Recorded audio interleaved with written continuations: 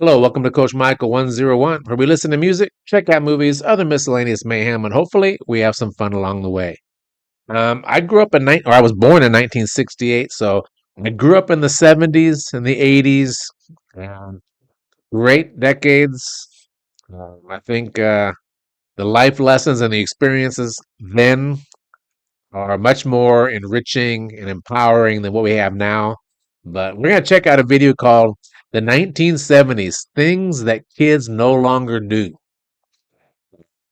I did a lot of things I probably shouldn't have done, but we'll see. Let it roll. Ah, the 70s. It was a decade of muscle cars, bell-bottoms, rock and roll, and yes, even a little bit of disco. Back then, people did things that are now frowned upon. Sure, it was a little dangerous, but it certainly was a lot of fun.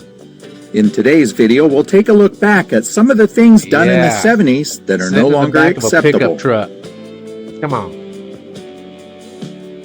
The 1970s was a time when things were different, and I'm not just talking about fashion. There were things that we did, and yet here we are. For example, kids would play outside all day. If there was dirt on our hands or faces and we had somewhere important to go, then no problem. We didn't use antibacterial wipes or hand sanitizer. We had something better. Mom spit in a handkerchief, and that was pretty much like 409. It could remove anything. And speaking of being outside, as kids we rode bikes without helmets, bike paths, or adult supervision. Absolutely. I hate to break it to you, but we grew up tougher.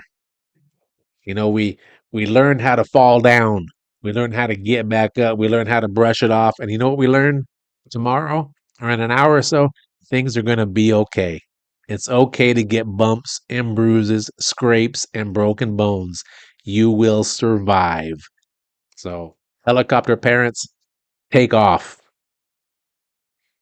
As kids, we rode bikes without helmets, bike paths, or adult supervision. Yeah. There weren't any elbow pads or knee pads either. We just ended up with scarred elbows and knees. It sure was fun, though. Those scabs and scars were like trophies with great stories to tell about what happened. But kids back then were adventurous. When a kid got seriously injured, people generally felt sorry for the parents. They didn't blame them for letting them climb the trees. Safety standards. That's right. Stop blaming everybody. If something happens to you, guess what? It's the fault of the person looking back from the mirror. Of today weren't anywhere to be seen back then. There were trampolines, but they didn't have safety nets around them. We actually loved the challenge of danger. Remember squirting down the trampoline with water and adding a little bit of palm olive dish soap to make it extra slippery? That just meant extra laughs when your friend slid off of the trampoline onto the ground. Heck, even going to camp back then was completely different. Your parents didn't have to fill out 20 forms of paper wanting complete medical history, including all of your allergies, insurance, and waivers in case you got hurt. Exactly. School was also much different back in the 70s. For the most part, we went to the closest school and not necessarily the best one. If we rode the bus and we acted up, the bus driver would yell at you. The kid actually got in trouble, not the bus driver. Exactly.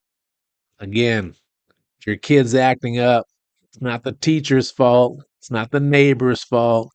Mom and dad, go look in the mirror. Took our lunches to school in metal lunch pails, and inside could be leftover chicken, bologna, or even tuna.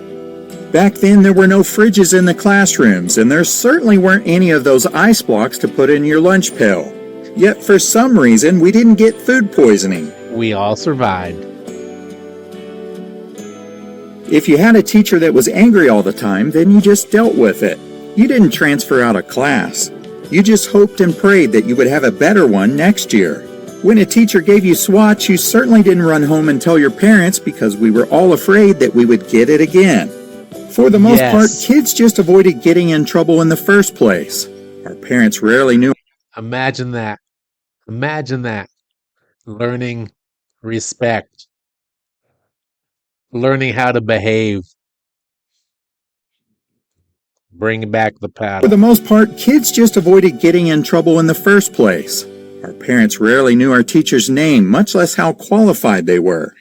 When it came time for the parent-teacher conference, kids got nervous and scared, not the teachers.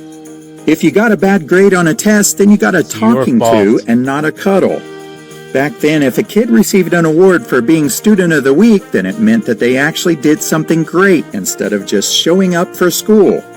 In the 70s, what happened on the playground stayed on the playground. It could be rough, but it could certainly be fun. When you did get injured, a teacher could put mercurochrome on a scraped knee without obtaining parents' permission or completing an incident report. School field trips were much easier. There was no such thing as a kid-to-parent volunteer ratio. You were just happy to get out of class and you didn't want to do anything to ruin the next trip. School breaks were always welcomed, and it wasn't about art class or summer camps. But we did try to blow off steam by getting into some sort of sport on Saturdays. Making the team was always a big deal, and it wasn't always guaranteed. If you That's right. No participation trophies, and you actually have to try out. Guess what trying out teaches you? Teaches you that there are consequences for your actions, and if you want something, you got to work for it. It's not just given to you. And if you don't make the team, then you learn, you know what? Tomorrow's gonna come. You will be okay. And if you want to make the team next year, work a little harder. Put some effort in. Yeah, we don't have that anymore. Making the team was always a big deal, and it wasn't always guaranteed. If you didn't make it, then you had to try harder next time or pick a different sport. When you won the big game, you could tell tall tales about how it was done. If you had a great season and you came out on top, then you got a trophy. Yes. There were also trophies for second and third place, but not 20th. Not every kid was going to get one, and it was perfectly fine. Family vacations came before kids' sporting schedules, and that's something that seems to be disappearing from today's time. Yep. Love the station wagon. Birthday parties were fun back in the 70s, and they certainly weren't like today's parties with celery and face painting. We had hot dogs, burgers, soda, and of course cake, but there were also other things to challenge you with an element of danger. Remember having your hands tied behind your back, being blindfolded, and trying to eat a donut on a string before others could? Sometimes this was even done while you were being held upside down. Sharp things were just part of the fun at parties in the 1970s. We played pin the tail on a donkey with a sharp tack after being spun in a circle and were completely dizzy. And how about lawn darts? We all played the game, and we didn't think about it being dangerous. Yeah, that's And not. as a 10-year-old boy, it was perfectly fine to receive a pocket knife as a present.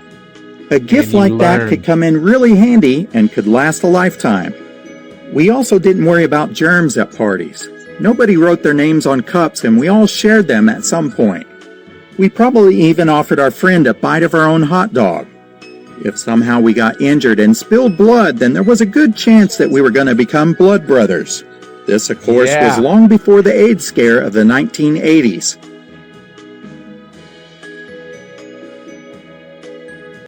Weekends were a lot of fun. Saturday mornings were your TV time. Just you, some cartoons, and your favorite sugary cereal. The rest of the day belonged to Dad, so he could watch sports, a movie, or even the news later that evening. So now that TV time was over, it was off to your friend's house to ring the doorbell and ask if they could come out to play. Back then, it was always easy to tell where all the kids were in the neighborhood because of all the bicycles out front. For the most part, kids could do whatever they wanted as long as they stayed out of their parents' hair. The weekend was really all about your parents' social lives. It was a perfect time for a sleepover at a friend's house. Yes. Then the next weekend, it would be your turn to have your friend over. Love it.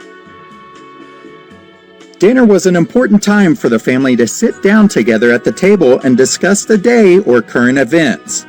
As soon as it was over, it was time to take out the trash and do the dishes. That was every bit as important as doing your homework. Being tired was no excuse to be rude either. Everyone was tired. Going to the grocery store was an experience. Kids rode in grocery carts without seat belts or padded liners. Heck, it was even fun to just have groceries piled up on top of you. It was also fun to ride on the end of the cart as your parents pushed it. The cereal aisle was super colorful and they had some really cool toys and prizes inside. Back then, grocery stores had only one kind of milk. If you wanted skim milk, then you could just be a little weirdo by drinking half a glass or adding ice to it. We certainly didn't have 30 kinds of rice, almond, and soy milk. The choice was easy: milk or no milk. There you go. Every grocery store had a good butcher that you got to know well. Most meat packages didn't have a sell-by or use-by date. We depended on our noses and visual inspection to see if it was still okay to use. One thing you absolutely didn't see were kids on iPads or doing the latest TikTok dances. Kids just had to enjoy the experience. This was also true on long trips in the car. No iPads. I remember we had the same station wagon there, and the back seat faced the car behind us. We would just stare at them and see how long it would take for them to kind of fall back because they didn't like being stared at. Experience. This was also true on long trips in the car. No iPads, snacks, or juice boxes needed. You just found ways to entertain yourself. Maybe you played car bingo, or maybe you pulled out the elastic out of your sock and then popped your little sister or brother. Oh, look out! They're crying. Here comes Dad's arm. Don't make him stop the car. Love it. No matter what, kids always found something to do. If you didn't, then your parents would. Never ever say that you were bored. That meant extra chores. Back then, kids would grab scrap pieces of lumber and materials and then build their own clubhouse. None of them ever came from Amazon or big box stores. Do it yourself. Every year, kids would look through Christmas catalogs and dream about what they wanted. It was always fun to circle everything you liked. Kids didn't get everything that they wanted. If you got one item from your wish list, then you had a really good result. There are literally thousands of things that kids used to do in the 70s but are no longer being done now. Most of those things are either illegal or frowned upon. Was it better or worse? It was better. I'm not quite sure, and I'll let you be the judge of that, but I'm really grateful that I got to experience the 70s firsthand. Can you think of anything that we missed, or maybe you just want to share some special memories of things you used to do? Let us know in the comments below. As always, thank you so much for watching. That is our end screen right there. How can you go wrong with Farrah? We gotta get there. We go. Ooh, Farrah Fawcett Majors, the biggest selling poster of all time. The red swimsuit. 70s, things that kids don't do anymore. Man, come on. You know, accountability, responsibility, learning self-control. We don't have that anymore, and it shows. When I see someone throw a hissy fit because, God forbid well, we won't get into that, but too many people throwing hissy fits these days. Anyway, if you like what you saw, or you didn't like what you saw, you are freaked out because of what we did in the 70s, leave a comment down below, hit the like button, subscribe, turn on the post notifications so you don't miss a single video. This is Coach Michael 101, where we listen to music, check out movies, other miscellaneous stuff like the 70s, and we definitely have fun along the way, or scare millennials. I'll see you next video.